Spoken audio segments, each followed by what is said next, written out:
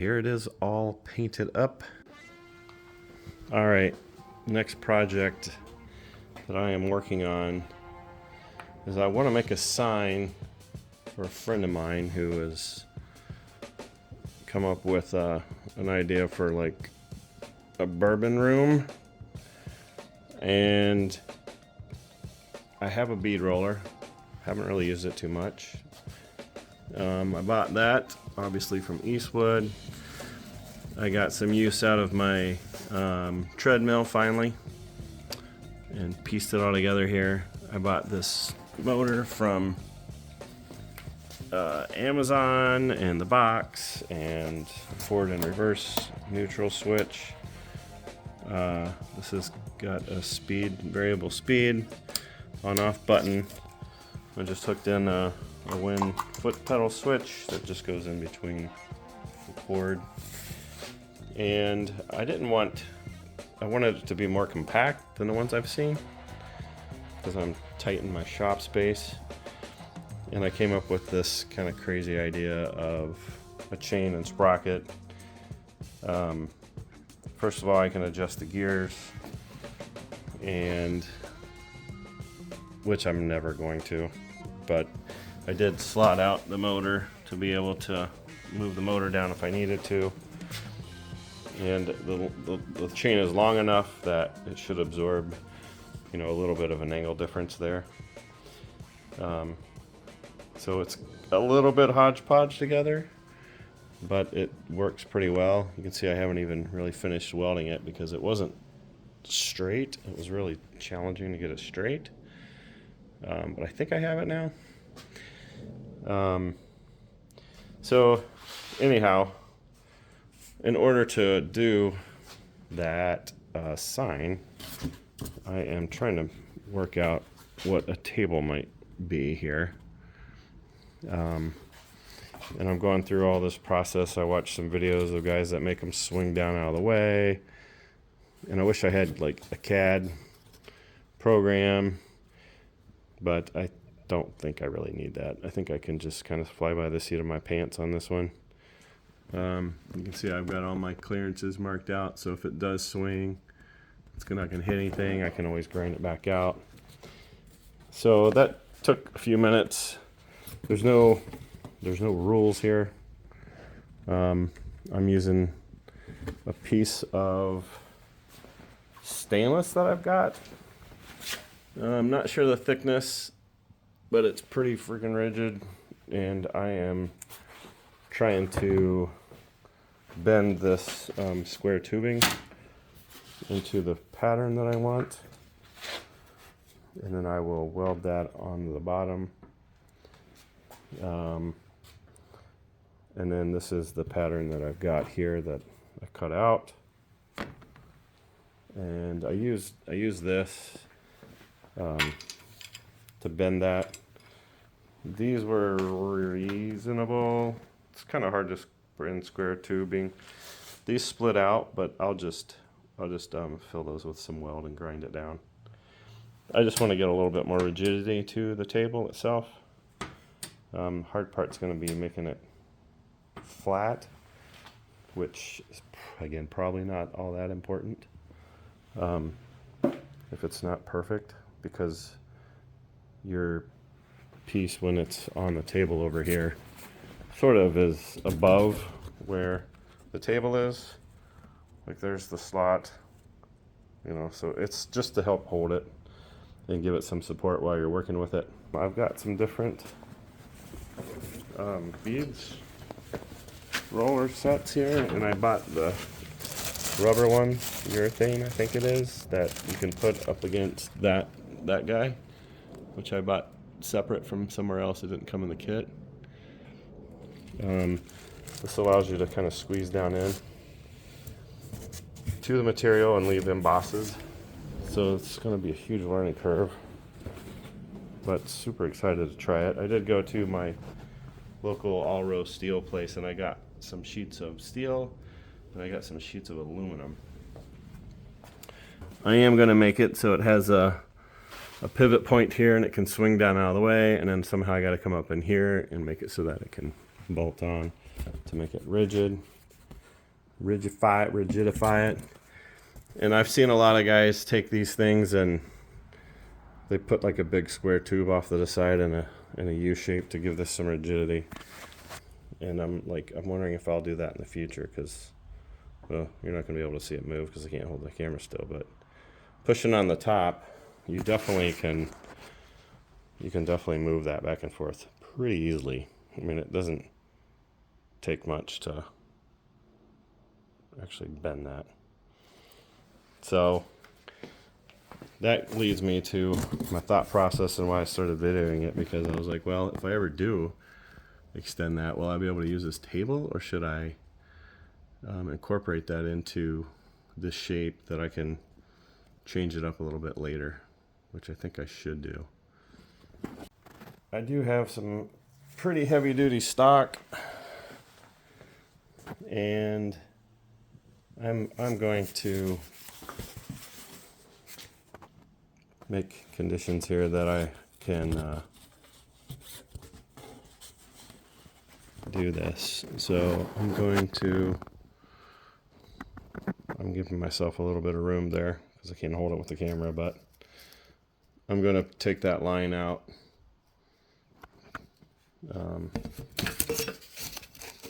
Yeah, I'm about to lose everything. I'm going to take the line out to here. And in that case, I've kind of had things marked, but work in progress here. So right now I have this perimeter, and I need to open that up a little bit. So I'm going to push on this thing. That was probably too much. And try a few times. All right, dropped my phone, but I did get this where I wanted it. Out to that. I decided, since I'm working on this and I've cleared my barn out, that I would show the update. So I have this big chunk on here, and I cut it out here, shoving this guy up, and I'm going to have to get that welded. But just trying to figure out how to do the base. I think I'm going to cut it and have set this down here. Have this guy, which is the same material as that, already pre-cut, but you can't have it above this line. It has to be below it. So I was trying to get it just below it, that I would have just at least be able to put a nice weld along the top portion there. I think I'm just going to weld it on here. I kept getting confused, and I'm like, oh, I'm going to bolt it on, but there's a bolt down here and a bolt there. I can't, but this is all going to be welded, and I can't bolt that onto the base, blah, blah, blah. Anyhow, I would think this should be enough rigidity. I put it on the bandsaw, and I have some of my good tools down at my other project, so I'm using like these 12 volt tools, and they just don't cut this, man. That's just thick. Part of my thought process with this being overlapped like this, I mean, it's pretty thick stuff. It's going to give a lot of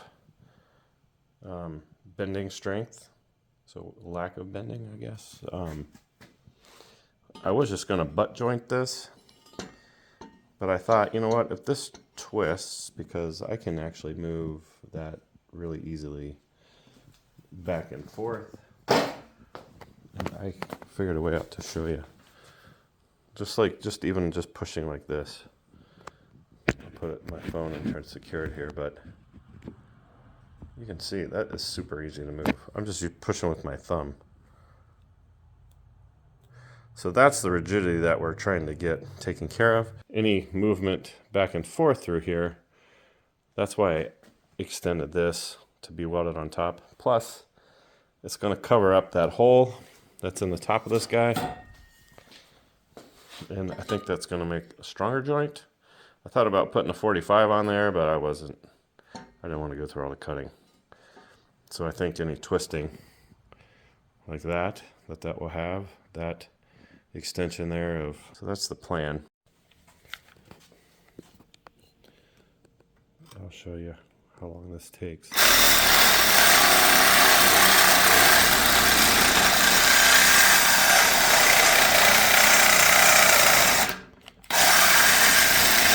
It just has no power.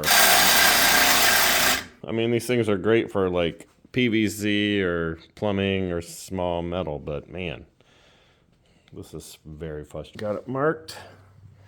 I cut it. Got this awesome little Craftsman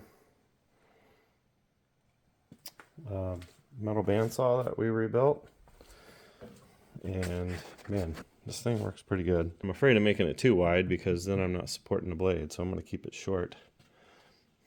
I might actually have to move this guy just a little bit so it'll clear on its way down. There we go. All right, I'm going to hold this up. Switch it on. Adjust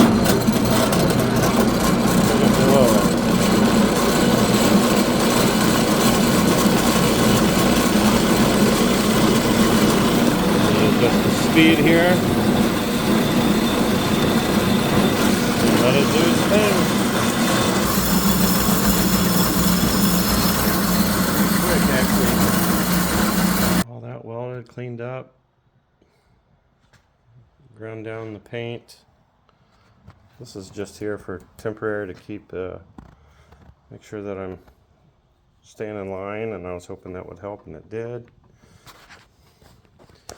I think here I want to keep it bolted on. I wasn't sure if I was going to do that at first, but I think I'm going to tap a hole and weld on a piece to this instead of welding it to it. That way I can remove this whole unit if I want to. I'm not going to weld the entire flange. I was trying not to do too much at a time to prevent the heat, but I did notice that this thing spins nicely now, but if I just tweak this that much, this is all bound now. It's really hard to turn. And if I loosen this just a tad, I mean literally just a little bit, now it spins free as could be. So I think that this got slightly bent when I welded here. I don't know. Yeah, you got to be really careful with the heat you put into this stuff. Hit it with a sledgehammer or something and see if I can't get that so I can keep this tight. These two sides, I think the same thing here. If I tighten this too much, it gets a little, yeah, it gets just a little hard to turn. The upper one's super, well, this one will never get tight, right? Because I need this to be able to float, so this will go up and down so I can take the metal in and out. Pretty happy with it so far. It looks okay. I haven't even begun my table yet, which is the only thing I wanted to do, but at least now I have a very strong machine, and it'll be basically finished.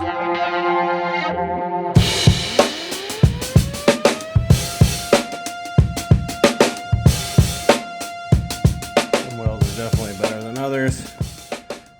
Like, I'm not wearing the right shirt. I kept getting things come through and get me. But it looks like it stayed pretty straight for the most part.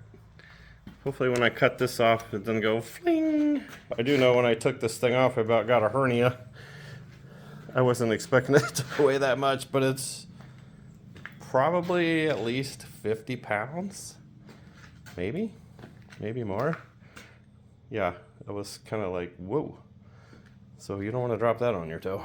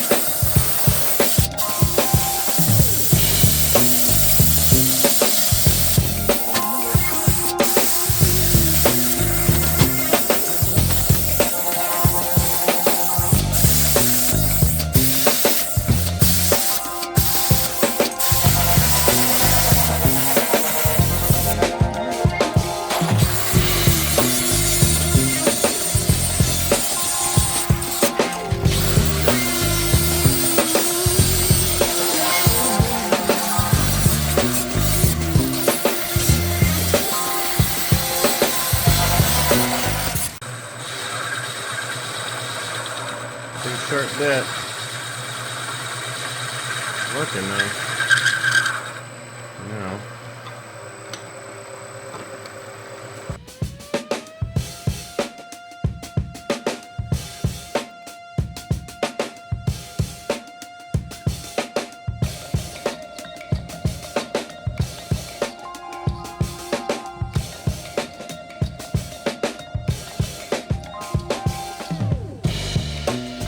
Thank goodness for a mill, huh?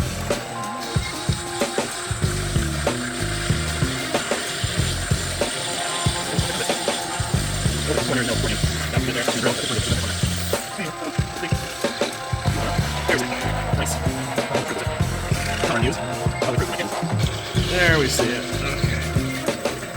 Nice. Another moment of truth as if the collar I want to use to go all the way through for my hinge.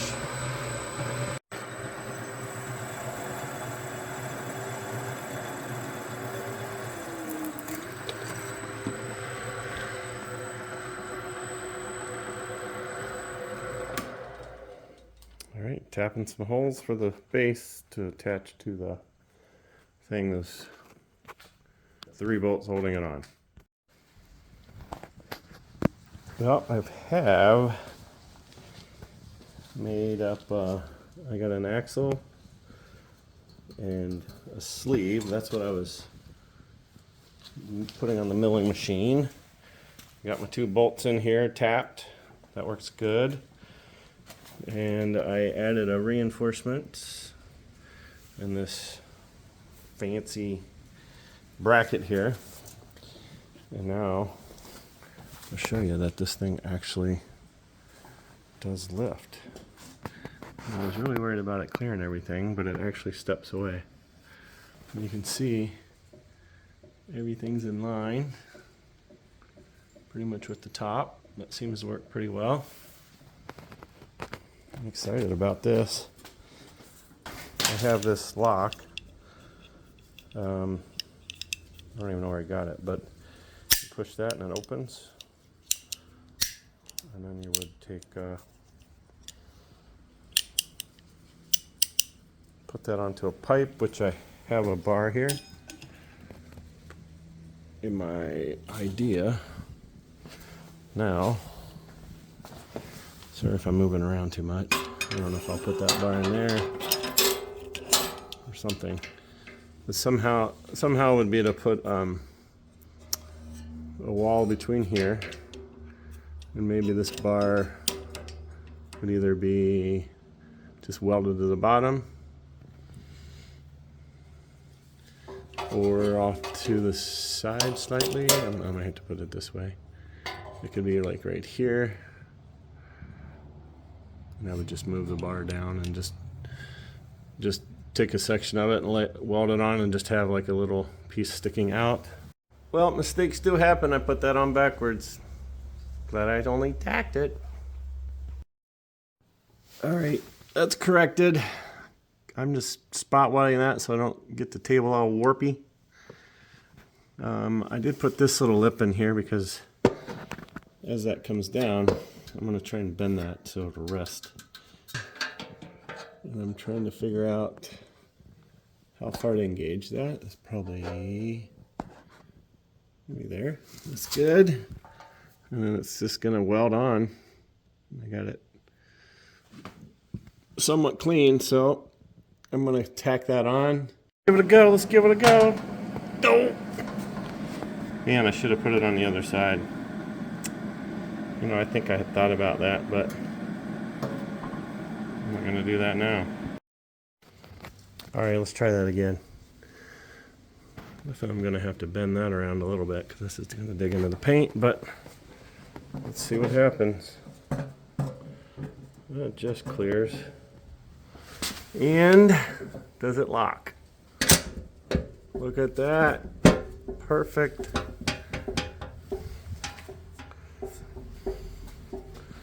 This one's not on all the way. There we go. That out of the way. Oh, that opening's not that much bigger. That's fine. All right. That's looking pretty good. It's pretty level. Let's try that again. I can't believe how well that works, actually. And then I just reach under here and pop this. Comes out. And then I bent that over. I think that's fine. You can even see that. It's a little springy, so that's fine. Wow, that's sweet. I'm just gonna add probably a few more welds, soften some corners, probably take it all back apart, get it painted. Do a quick little trowel. I've just been messing around here. So I've heard, I'm gonna get a different one of these, but you get it tight. Once you get it tight, then to know the depth, to be consistent, is you just count the revolution. So I was doing one revolution, and I've got the dial wherever it's at, foot pedal forward, just like that. And it's just a little groove. So then I was actually taking it and going another half turn, switching it to reverse, and then coming down from the top and trying to keep it on the line. And then if I wanted it deeper, I had to go another half turn, maybe a little more. I can actually go quite far with this one. Stick it back on forward, don't forget the direction. And I was just going parallel to the edge of that thing, trying to keep my line. I'm looking at the camera right now, so it's bringing me way off. And then undo this. Right now I'm lifting that up so I don't scratch the material. I really don't care about it right now. I've got the urethane dye in here. So what I noticed, you can see the scratch marks on there. This is the one we just did. Actually, I'm sorry, this is the one we just did. That's nice and clean. This was one after I made an adjustment, and before that, I was getting all these huge gouges. And I was like, what is happening? And then what I realized is I was actually hitting the table. So luckily I only have things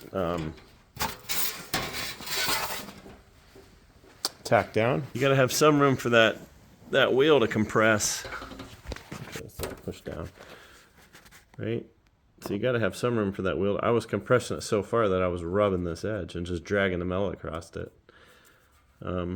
I was level with this guy at first, so I just took that and I just, because I only got it tacked, just hit it with the hammer a little bit and lowered it down, and now I'm not getting any gouging.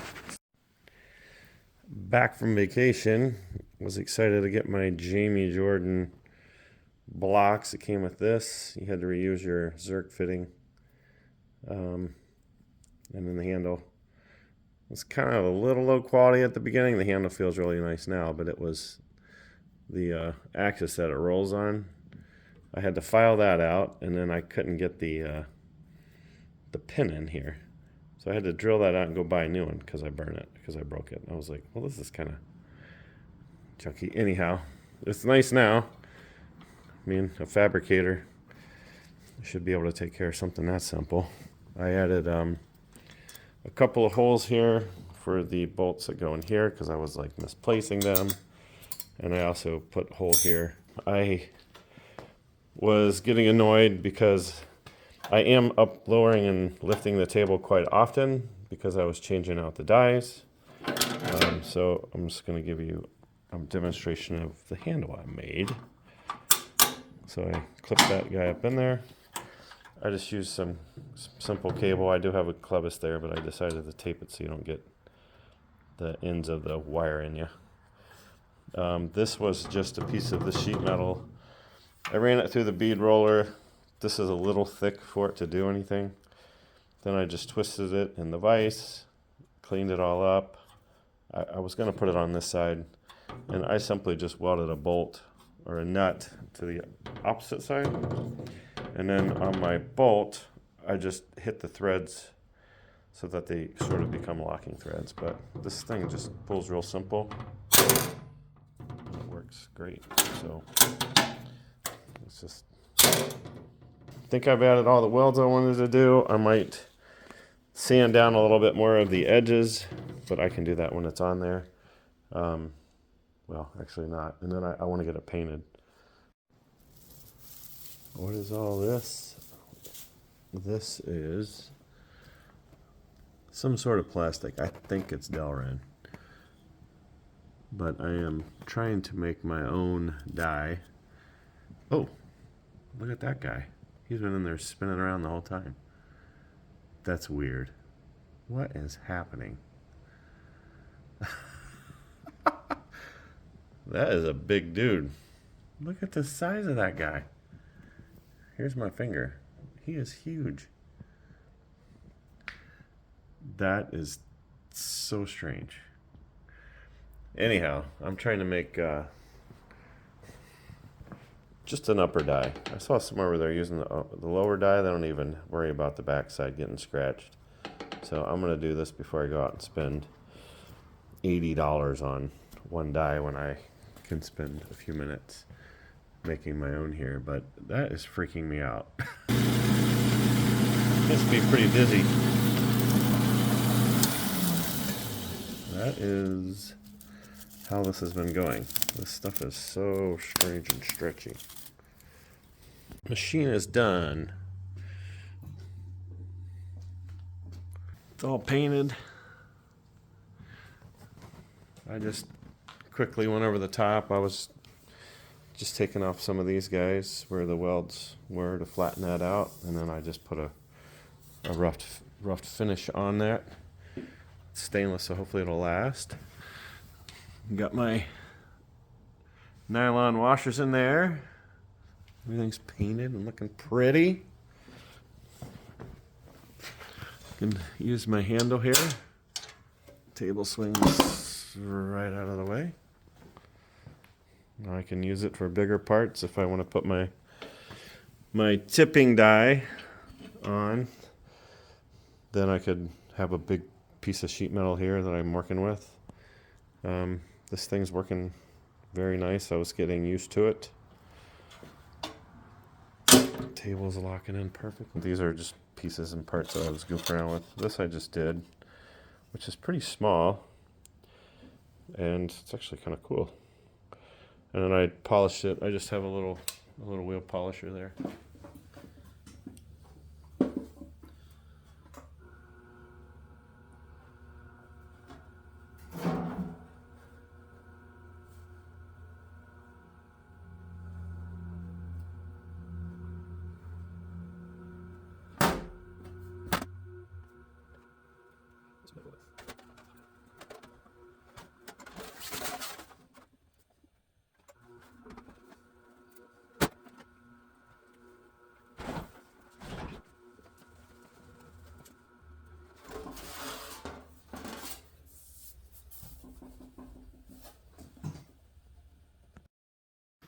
Well, it turned out pretty neat.